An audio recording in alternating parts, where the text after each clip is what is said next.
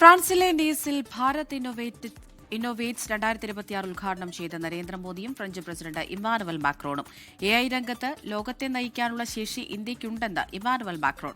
ഇന്ത്യയ്ക്കും ഫ്രാൻസിനും പൊതുവായ കാഴ്ചപ്പാടാണെന്ന് നരേന്ദ്രമോദി. അർജുൻ പീതാംബരനുണ്ട് ഡൽഹിയിൽ നിന്ന്. അർജുൻ, വിവരങ്ങൾ.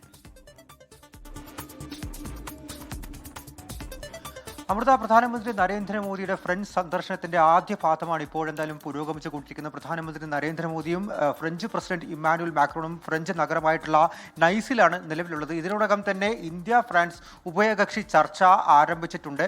വില്ല ക്രീലോസിലാണ് ഈ ഒരു ചർച്ച നടന്നുകൊണ്ടിരിക്കുന്നത്. മാത്രമല്ല, ഇന്ത്യയും ഫ്രാൻസും തമ്മിലുള്ള വ്യാപാര അതുപോലെ തന്നെ പ്രതിരോധ മേഖലയിലെ സഹകരണങ്ങൾ അത് കൂടുതൽ ശക്തിപ്പെടുത്തുക, വർദ്ധിപ്പിക്കുക തുടങ്ങിയിട്ടുള്ള ലക്ഷ്യങ്ങളൊക്കെ തന്നെയാണ് ഈ ഒരു ഉഭയകക്ഷി ചർച്ചയിലുള്ളത്. പ്രധാനമായിട്ടും ഇന്ത്യ മറ്റ് രാജ്യങ്ങളിൽ വെച്ചു പുലർത്തുന്നതിനേക്കാൾ കൂടുതൽ വിശ്വാസവും അതുപോലെ തന്നെ സഹകരണവും കഴിഞ്ഞ കുറേ നാളുകളായി ഫ്രാൻസുമായി ഉണ്ട്. കഴിഞ്ഞ ഏതാനും മാസങ്ങൾക്ക് മുമ്പ് ഫ്രഞ്ച് പ്രസിഡന്റ് ഇമ്മാനുവൽ മാക്രോൺ ഡൽഹിയിലെത്തിയ സമയത്തും ഇത്തരത്തിലുള്ള ചർച്ചകൾ നടന്നിരുന്നു. മാത്രമല്ല, ഇരു രാജ്യങ്ങളും തമ്മിലുള്ള ബന്ധത്തിൽ വലിയ രീതിയിലുള്ള പുരോഗതിയാണ് കൈവരിച്ചത്. അതിൻ്റെ തുടർച്ചയായിട്ടാണ് ഇപ്പോൾ ഇന്ത്യയും ഫ്രാൻസും തമ്മിൽ ഫ്രാൻസിൽ വെച്ച് നടക്കുന്ന ആ ഒരു ഉഭയകക്ഷി ചർച്ച എന്ന് തന്നെ നമുക്ക് പറയാൻ സാധിക്കും. അതിന് മുന്നോടിയായിട്ടായിരുന്നു നൈസിൽ ഈ ഒരു ഭാരത് ഇന്നോവേറ്റ്സ് എന്ന് പറയുന്ന ചടങ്ങ്. അത് പ്രധാനമന്ത്രി നരേന്ദ്രമോദിയും അതുപോലെ തന്നെ ഫ്രഞ്ച് പ്രസിഡന്റ് ഇമ്മാനുവൽ മാക്രോണും ചേർന്നാണ് ഉദ്ഘാടനം ചെയ്തത്. ആ ഉദ്ഘാടന ചടങ്ങിൽ വെച്ച് ഇന്ത്യയുടെ AI കരുത്തിനെ പ്രകീർത്തിച്ച് ഫ്രഞ്ച് പ്രസിഡന്റ് മാക്രോൺ സംസാരിക്കുകയുണ്ടായി. മാത്രമല്ല, നിലവിൽ ഈ ലോകത്ത് നടന്നുകൊണ്ടിരിക്കുന്ന പ്രത്യേകിച്ചും ഈ പശ്ചിമേഷ്യൻ സംഘർഷം അടക്കം പ്രത്യേകം പരാമർശിച്ചുകൊണ്ടായിരുന്നു പ്രധാനമന്ത്രി നരേന്ദ്രമോദിയുടെ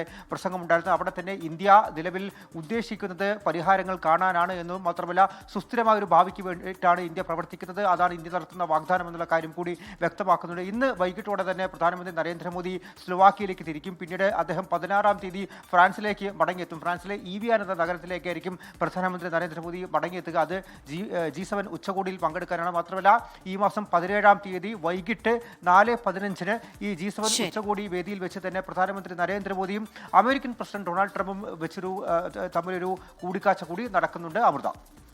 അർജുൻ പീതാംബരനാണ് വിവരങ്ങൾ നൽകിയത്.